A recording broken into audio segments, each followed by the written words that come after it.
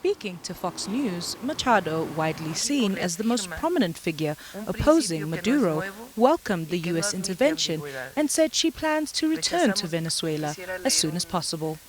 First of all, I'm planning to go back to Venezuela as soon as possible. As I've always said, Sean, every day I make a decision where I am more useful for a cause. That's why I stayed in hiding for over 16 months, and that's why I decided to go out, because I believed that at this moment I'm more useful to our cause, being able to speak out from where I am right now. Machado, a Nobel Peace Prize laureate, says her movement overcame state control of Venezuela's electoral system through civil society mobilization, despite being banned from contesting elections. Her comments come as the United States defends its actions, framing the operation as a law enforcement mission targeting what it describes as a criminal regime. On Capitol Hill, lawmakers emerged divided after a closed-door briefing by Secretary of State Marco Rubio.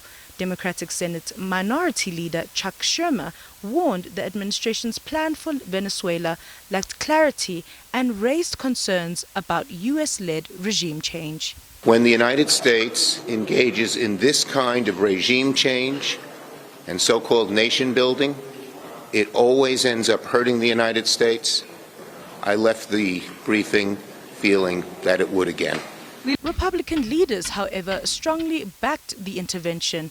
House Speaker Mike Johnson said the operation was justified, arguing that Maduro posed a direct threat to U.S. security. The U.S. military operation in Venezuela was a decisive and justified action.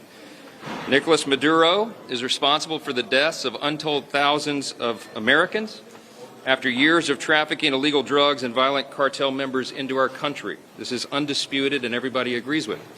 Johnson insisted the intervention did not amount to war and said Venezuela's oil exports had been halted, with elections expected under an interim administration. Meanwhile, in Caracas, Venezuela's National Assembly moved quickly to project stability.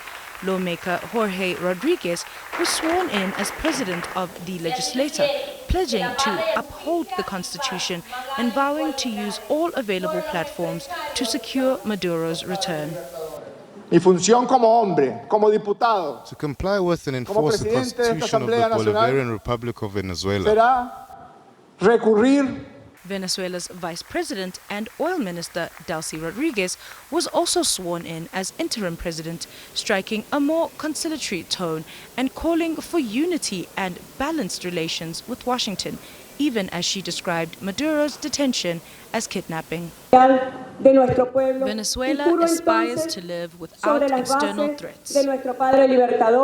As Venezuela navigates an uncertain transition, analysts say the crisis reflects broader geopolitical tensions, with questions now mounting over sovereignty, legitimacy, and the long-term consequences of U.S. intervention in the region.